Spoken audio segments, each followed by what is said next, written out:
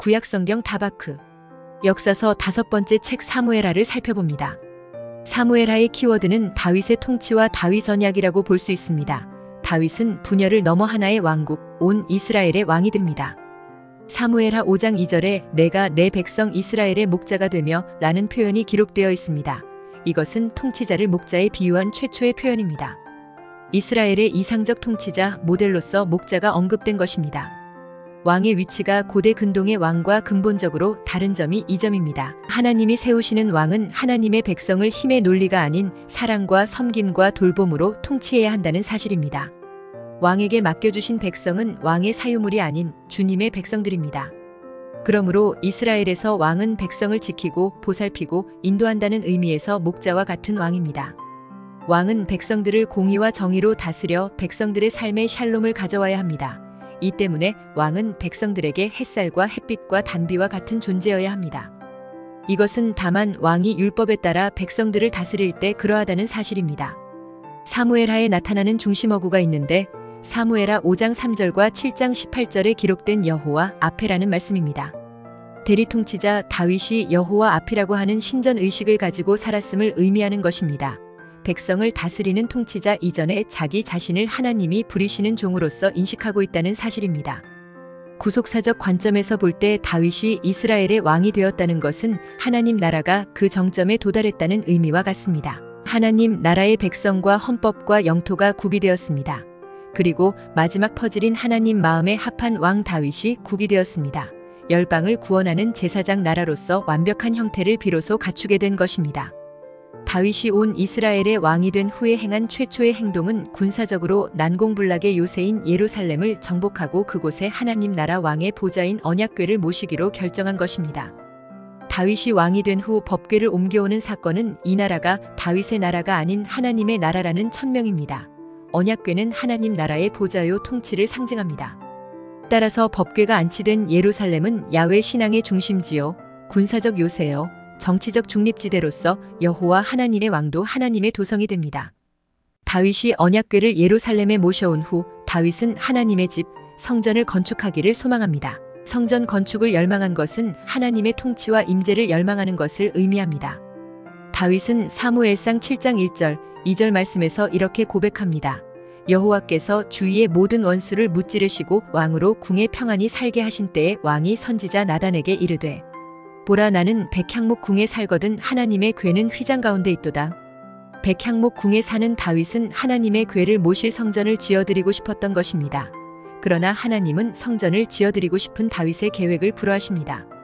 하나님께서 다윗의 성전 건축 계획을 허락하지 않으신 이유가 무엇일까요? 역대기 저자에 의하면 다윗은 전쟁을 통해 피를 많이 흘렸기 때문이라는 것입니다. 이 말씀은 성전을 건축하기 위해서는 먼저 사방으로 안식이 확보되어야 한다는 것을 의미합니다. 사무엘상 7장 11절 말씀, 너를 모든 원수에게서 벗어나 편히 쉬게 하리라 라고 말씀하셨습니다. 이것은 다윗에게 안식이 주어졌으나 아직 온전한 안식이 도래하지 않은 상황인 것을 말씀하고 있습니다. 이 온전한 안식을 확보하기 위해서는 사방의 원수들을 제압해야 하는 피 흘리는 싸움이 요구되는데 이 피 흘리는 싸움의 헌신의 도구로 등용된 자가 다윗인 것입니다.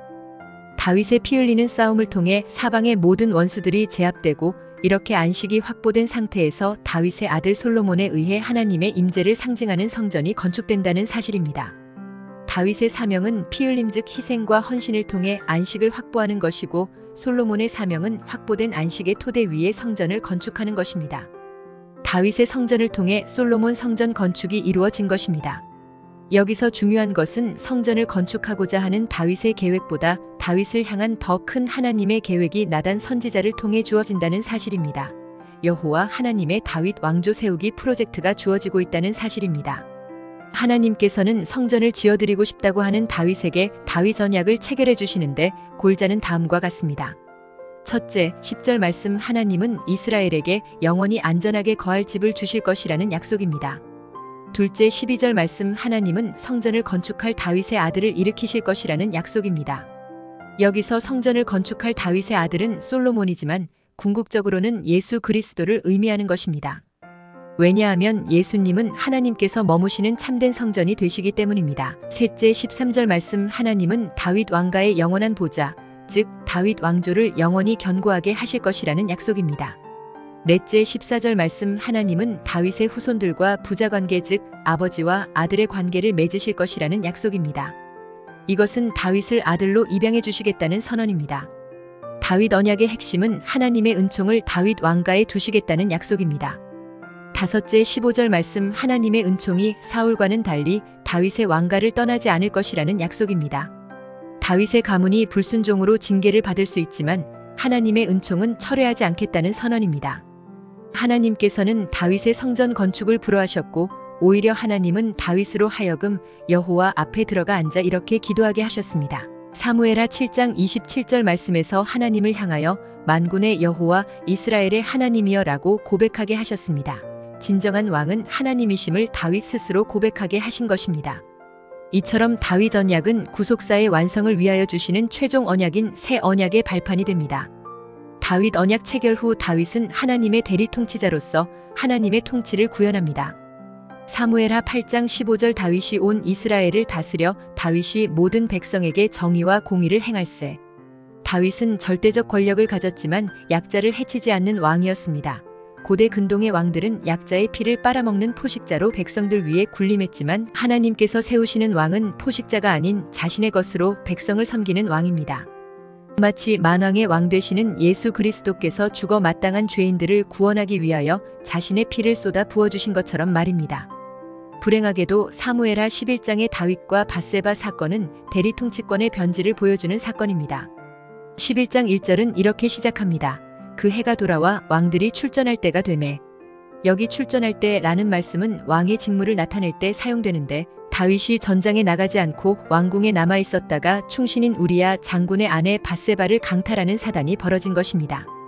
밧세바는 덜컥 임신했고 다윗은 이를 감추고자 알리바이를 꾸몄으나 뜻대로 되지 않자 우리야 장군을 교살하도록 지시하게 됩니다. 다윗은 충신 우리야의 아내를 강탈했고 충신 우리야를 살아 돌아오지 못하도록 죽음으로 내몰았습니다. 다윗의 이 일에 대하여 사무엘서 기자는 이렇게 말씀하십니다. 다윗의 행한 그 일이 여호와 보시기에 악하였더라. 하나님이 세우신 선지자 나단은 이렇게 책망합니다. 어찌하여 내가 여호와의 말씀을 업신여기고 나보기에 악을 행하였느냐. 이제 내가 나를 업신여기고 햇사람 우리야의 아내를 빼앗아 내 아내로 삼았은즉 이것은 다윗이 대리 통치자의 위치에서 이탈해 이방 나라 왕들이 행하던 악습을 답습하고 있다는 사실을 보여줍니다. 다윗이 우리야의 아내를 강탈하고 그 남편 우리야 장군을 죽인 사건은 왕권의 남용, 즉 대리 통치권의 변질을 의미하는 것입니다.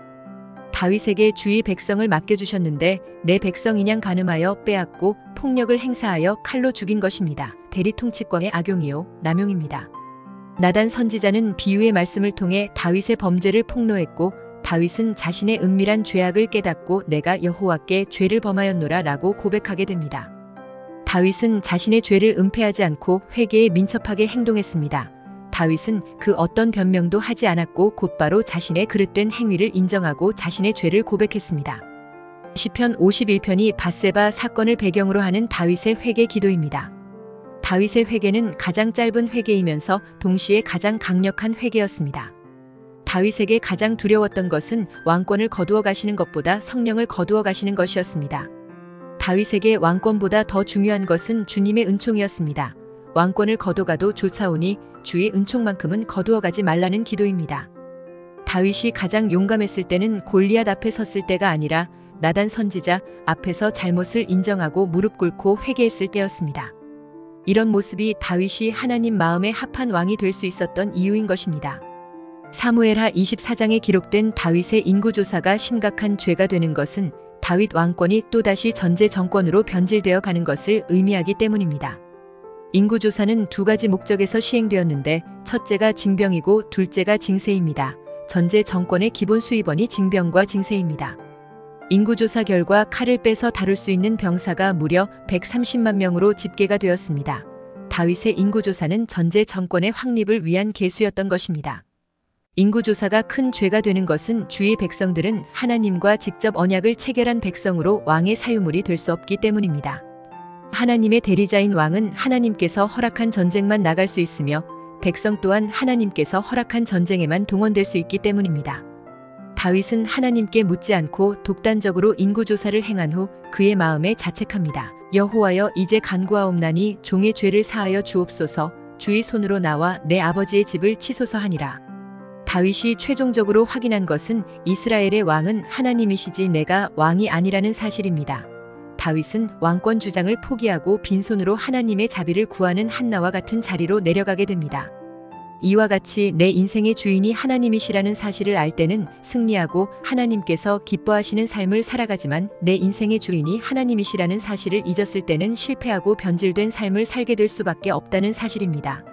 사무엘하 기자는 우리에게 한 가지 사실을 확인시켜 줍니다. 성경은 어떤 인물도 영웅이나 위인으로 만들지 않는다는 사실입니다. 하나님만이 왕이시고 하나님만이 영웅이십니다.